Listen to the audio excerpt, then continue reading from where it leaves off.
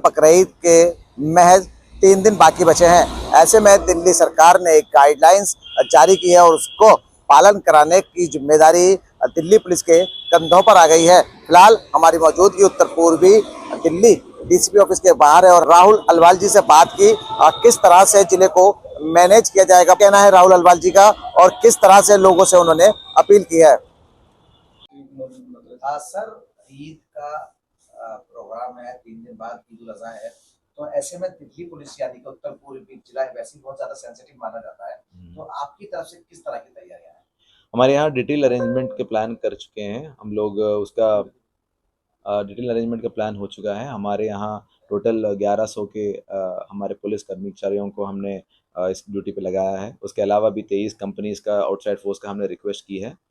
तो इन सभी को हमने डिफरेंट मस्जिदों पे और ख़ास तौर पे जो मेजर और सेंसिटिव मस्जिद हैं,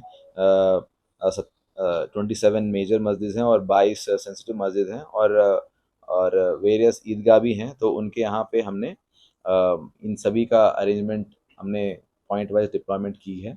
उसके अलावा भी क्यूआरटीज और मोटरसाइकिल डिप्लॉयमेंट की है, पिकेट्स भी, स्ट्रॉन्ग पिकेट्स भी लगाई हैं।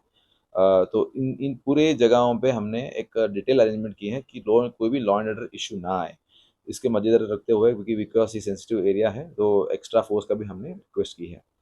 उसके अलावा हमने बहुत सारे पीस कीपिंग मीटिंग्स और अमन कमेटी, इन सभी को हमने पहले से ही हम एंगेज करके रखे। आज हमारे डीसीपी ऑफिस में भी हम 5:30 बजे हम एक बड़ा अमन कमेटी और हम सभी मौलवियों को बुला रहे हैं। उनको दिल्ली सरकार के जो भी गाइडलाइंस हैं उनके बारे में बता रहे हैं, उनको जैसे फॉलो करना है उनके बारे में भी डिस्कस करेंगे और रिक्वेस्ट करेंगे कि अमन और शांति बना के रखें अपने एरिया में। सर, दिल्ली सरकार की तरफ से एक बयान आया है कि खुले में कुर्बानी नहीं करेंगे या फिर वो खुले सिवर या फिर नाली के अंदर ब्लड नहीं जाना चाहिए। ऐसे में एक पैनिक सा फैल गया है, तो आपकी तरफ से किस तरह की तैयारियां हैं? क्या उन लोगों को पैनिक करने की जरूरत है या नहीं? किस तरह की तैयारी रहेगी?